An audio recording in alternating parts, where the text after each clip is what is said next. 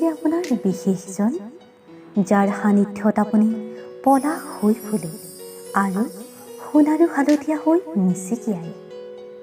আপোনাৰ হৃদয়ৰ পৰা তেওঁৰ হৃদয়লৈ কত পাৰ যে অহা যোৱা, যাৰ সৈতে আপোনাৰ আতি কৰি শেষ নোহোৱা কথাবোৰ আৰু দিনটোৰ অৱকাশ হৈছিল তেওঁৰ মাজতে হেৰাব ধৰে।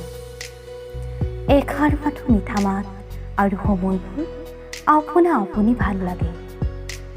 আপুনি উন্মাদ হয় তেওঁৰ প্ৰেম সাগৰৰ সিপাৰে আৰু হেৰাই যায় দুচকুৰ নীলাখিনিত।